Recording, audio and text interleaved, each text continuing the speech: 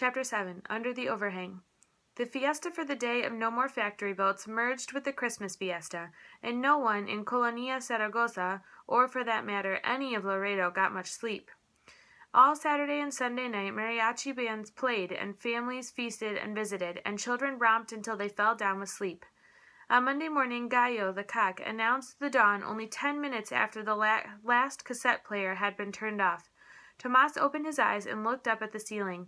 It had been a grand party, and there was more to come. "This feels like my day," he said, reaching for his spear, which was now mounted with the sharpened spearhead. He inspected its point. When the bells began ringing, Tomas got up without waiting for the dog's alarm. He put on the clean trousers and shirt his mother had folded neatly beside his bed the night before, and took out his weight-stone. He began honing the spearhead to razor sharpness. The fresh scent of sunshine and homemade soup wafting up from his clothing made him think about Griselda's advice to get out of Laredo. He wondered how clean clothes would smell in another town, another state, another country. Would they smell of sunshine? Probably not. Maria slumbered on, but Francisca got up in the dark and sleepily went off to the kitchen to dress in privacy. She picked up a broom and came back to begin her day's chores with the sweeping of the palapas and patio. She was always working, Tomas realized. Yesterday she had stayed home from one of the best beach parties, simply to rake and burn the fallen leaves in the yard. As he thought about her and realized that she barely went anywhere except to gather wild foods and firewood and to visit the store and attend church. She was a mestizo woman through and through. Tomas had never heard her voice and opinion about politics, nor did she vote, although women had gained equal rights the year she was born. Once, when Tomas asked her why she did not, she told him she saw no purpose in voting. The president of Mexico was elected for a 6-year term, and before he left office, he named his own successor. Everyone knew who the new president was going to be months before they went to the polls. Why bother, she had said. Tomas could see her point. Furthermore, there was also only one party to vote for, the government party, called the Institutional Revolutionary Party, better known as the PRI. When Tomas had asked his social studies teacher what happened to the opposition parties that emerged at election time, he had replied, "The government has the means to ensure that they do not threaten its monopoly. Opposition leaders are either given influential jobs in the government or are quieted with money. All Mexicans know this, but they shrug and go on believing in their president. Only after the presidents leave office, and very often in Mexico, with billions of government pesos, do the people too late see them for what they are, modern-day Texcalipocas. To find the modern-day Quetzalcoatl's, the mestizos looked to their families and the Lady of Guadalupe." Tomas did not really think his mother stayed away from the polls because she thought it was useless to vote. He thought she stayed away because she did not think it was ladylike to be seen at the voting place. She considered herself a good woman. She gave birth, swept, cooked, washed, shopped, went to church, and did not discuss politics. What Tomas pondered, would his mother think of Griselda, who not only talked politics but launched boats and went fishing? As he thought about his shy, hard-working mother, he wondered if she would even come to the plaza when he held his shark high over his head. Probably not. Then he would have to carry his prize to her, down the main street, across the arroyo, and up to the casa gates. He would put a wreath of flowers around her neck and bring her to the plaza with him. He loved his mother very much. Having thought about these matters, he decided that being 14 was great. He was pleased with his new awareness, but it meant also that he had to make up his mind. That was not so pleasant. Rotating the spear, judging the sharpness of the point, he dared once again to think about his father. As always, these thoughts were fleeting and mystical, a vision of a shark, a skeleton of death, and family stories about a man who was a great shark spearman as well as an intelligent, loving person. Tomas sometimes mixed him up with Quetzalcoatl. Tomas shook his head and came back to the present. His grandfather was sitting at the blue table in the darkness. He seemed to be waiting for him. Perhaps he wanted to know what he was going to do with the spear. Tomas picked up his bundle of clothes and walked out to meet him. Papo barked. Bruja answered. Tomas joined his grandfather. "Would you carry my tackle box, Tomas?" he asked softly, so as not to be overheard by Dolores. "My leg is bothering me this morning." He glanced toward the kitchen palapa where Dolores was working. "It doesn't hurt much, you understand, but I need a little help," Osado howled. His alarm was followed by the chorus of dogs. Macho gave 7 high yips. Tomas smiled, took the tackle box, and followed Ramon to the gate, where Miguel was talking softly to Digna and waiting for them. No sooner were they on the road than Ramon and Miguel began chatting with their usual animation. This morning the talk was about inflation. Tomas listened. It seemed that inflation meant paying more and more pesos for fewer and fewer goods. As they passed the Moreos' casa, Tomas looked over the palm wall to see if Jose was up. Macho ran up to the gate, yipping and barking. Jose was not to be seen, and Tomas presumed he was either sleeping or working on his Roman candle. Jose rarely went fishing with his father. Emiliano Moreos did not take him out because he wanted Jose to go to high school and learn English. Laredo, with its ancient missions, its beautiful waters, its delightful climate, was rapidly becoming a tourist town for Americans. Emiliano had noticed that kids who spoke English were getting good jobs. They worked for the bank, the luxurious government hotel, El Presidente, and the government travel bureau. What with the fishing getting worse and worse, Emiliano did not want his only son to follow in his footsteps. Consequently, Jose stayed home and was free to make firecrackers and read the thick book on pyrotechnics that Juan Fuertes, the science teacher, had lent him last year. After yesterday's triumph, Tomas thought Emiliano was right. Jose should go to school, but not necessarily to learn English. Jose's future brought up his own again. He still had not made up his mind what to do. He really did not know, and no one in his family but Miguel had voiced an opinion. It was as if Ramon and Tomas's mother, aunt and grandmother were waiting for the Virgin of Guadalupe to appear on the road and tell Tomas what he should do. At the beach, a slender, rather tall man was sitting against a date palm. As the Torreses approached, he lifted his head from his knees and smiled. "Good morning, Uncle Diaz," Tomas said. He knew the man well. He was Jose's uncle. As always, he was dressed in a white shirt with a collar and blue rayon trousers. He was very neat and clean, despite having slept under the palm tree all night. "Who is it?" Uncle Diaz asked, getting unsteadily to his feet. "Me, Tomas Torres." Yes, good morning, Tomas," he said, leaning far to the left as he balanced himself like a gyroscope on some mystical spot. He lost his balance, took a quick step, and being unable to recover, gracefully circled the tree and came back. He grinned mischievously. Uncle Diaz was a handsome man with clean, chiseled features and curly black hair that was grooved by his fingers constantly running through it. His skin was dark, his cheeks a warm brick red, and his teeth large and very white. They shone when he smiled. "I am glad to see you," Uncle Diaz said, reaching out to touch Tomas's face. Tomas was pleased to hear this, for Uncle Diaz was his living hero. He had once been the most famous coral diver in Baja. Every day he had ridden out to the deeps between Carmen Island and Laredo, grabbed a rock from a supply on his boat, jumped overboard, and gone down 90 feet. There in the dim gloom on the floor of the Sea of Cortez, he had harvested the exquisite and very valuable black coral. After picking the coral, he would drop his rock and return to the surface, roaring as he emerged, gasping for air. He would hang on to the boat, breathing harshly until he had caught his breath. When his lungs had stopped aching, he would take another rock and plunge to the bottom again.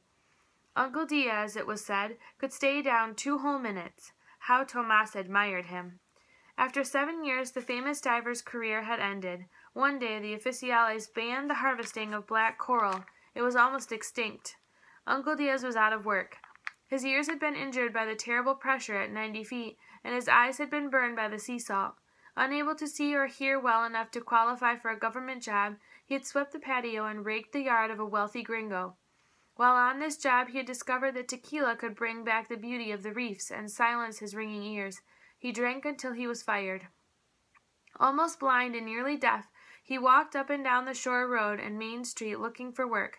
Finally, his wife took their children and went home to live with her parents in La Paz. Uncle Diaz moved in with his brother Emiliano and his family. He was no trouble, Jose said. He just drinks tequila and dreams away the days and nights. He's very sweet. Tomas knew what alcohol did to many men. He had seen drunken fights in the street. He had heard children cry for help in the night when their fathers came home angry with alcohol madness. But Uncle Diaz was different. When the tequila stirred him, he told stories about the wonders under the sea. Tomas and Jose and his sisters would gather around him and listen. He told of the enormous, beautiful blue whales that he had touched and even kissed, and all of their kind, human-like eyes. Sometimes he would tell about his 2 porpoise friends that had carried him to the surface when he had passed out at a great depth.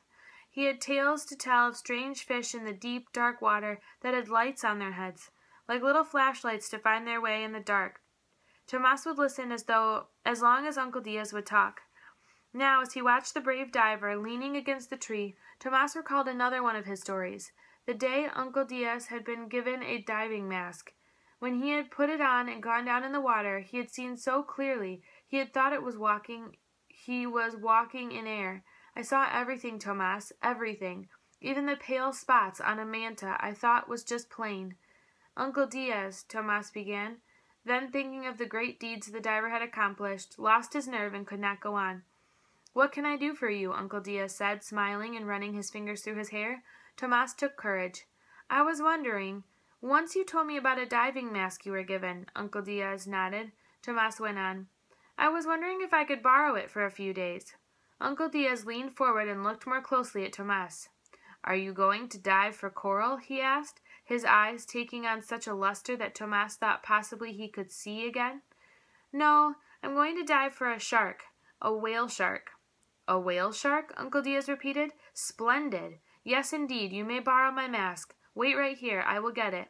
Walking like a dancer, working out some intricate choreography, he went forward, backward, and then tiptoed to the next palm.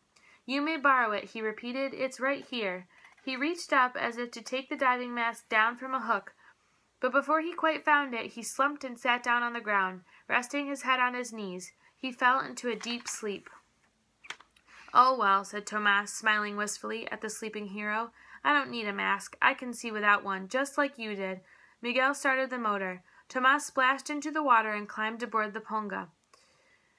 When I saw the whale shark's huge jaw, he said to himself, I will buy my very own mask.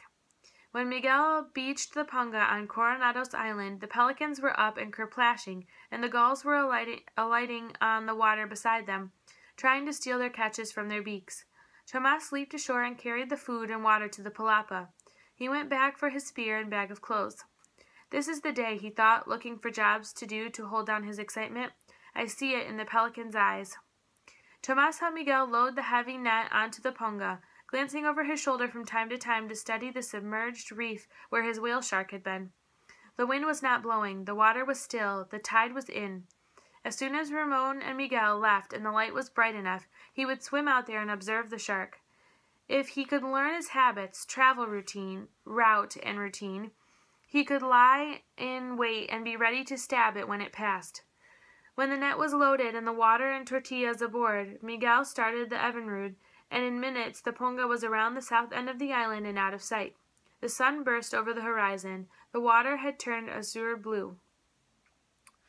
Tomas picked up the palm leaf broom and swept the sand around the palapa until it was smooth and clean. He would get his chores done while the sun was still too low for him to see to the bottom of the sea. Next he salted and turned the fish, gathered firewood, burned trash, and filled the water bottles on the sand table. When he could find nothing more to do, he unsheathed his knife and strode over to the volcanic dike in the next cove. There he cut a long, hollow reed for a snorkel and returned to the palapa. He picked up his spear. Slipping out of his clothes, Tomas walked into the sea, stuck the reed in his mouth, and sat down under the water. He looked around. The grebe submarined past him, chasing little fish.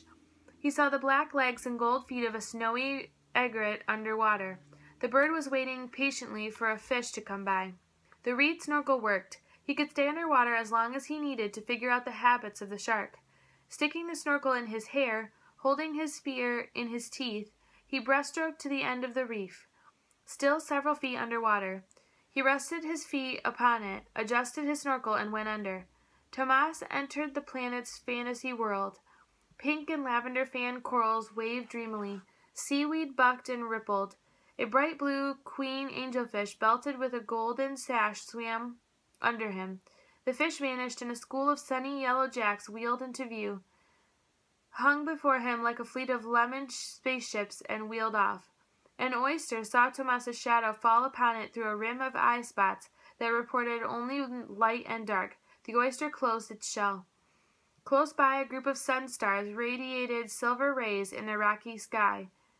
The yellowjacks came back to the reef and nibbled the algae and tiny sea plants that grew there. A needlefish threaded in and out, as if it were sewing the plants together. Every creature here had a routine, as well as a home. The rock reef was not only beautiful, but busy. The daytime water creatures woke up as the sun climbed the sky. Asteroids opened their fern-like tendrils and began to eat. Dark red sea urchins moved their stiff spines and walked, using the water for power. The seawater fell through holes in their heads and rushed down internal canals into the long, hollow spines. Valves closed behind the onrush, and the spines stiffened. In stiffening, they moved. When the valves opened, the spines relaxed. Using hydraulics to stiffen and relax their spines, the sea urchins walked to find food. Tomas could not see the whale shark, not even its tail. He decided to look in the shallows. Still snorkeling, he kicked away from the reef, floating above stone-like limpets and dazzling mantids on the floor of the sandy sea bottom. A puff of sand billowed up. The shark? Tomas sculled and looked down. It was not. The sand puff outlined a huge triangular body, giant manta. He thought as he recognized the creature, which was as big as a palapa. He wondered why it was at the bottom. The giant manta, the great eagle of the sea, lived at the surface, flapping its odd wings and even flying out of the water when it pleased. Was this one hiding from an enemy in the sand? Tomas took his snorkel out of his mouth and dived down toward the gentle fish. It lifted its spear-shaped tail, and from its body came a shower of little mantas that looked exactly like their mother. They had 5 pairs of gill slits, as do their relatives the sharks, on the lower surfaces of their bodies. Like their mother, they were shaped triangularly, with flaps around their mouths and fins that grew at the bases of their tails. Using wings, fins, and tails the instant they were born, they swam off into the green gloom. They did not look back at their mother. She did not look at them. They had been born. They were. How could Griselda say that Laredo is a pit, with all this to see? Tomas asked himself. I'll have to take her snorkeling. Tomas turned around and kicked back to the reef. As he approached it, he saw that a huge 3-foot grouper had rendezvoused with some little damselfish. Tomas held himself still. The damselfish were eating the parasites off the back of the grouper. Now there you are, thought Tomas. Everybody gets something good out of that arrangement. The little fish eats and the big fish gets cleaned. And now I come along and wreck everything, because, big grouper, you are my mother's favorite fish. Sticking the snorkel in his hair and holding the spear with 2 hands, Tomas dived and jabbed. The spear entered the grouper and came out the other side. The fish flapped and fought.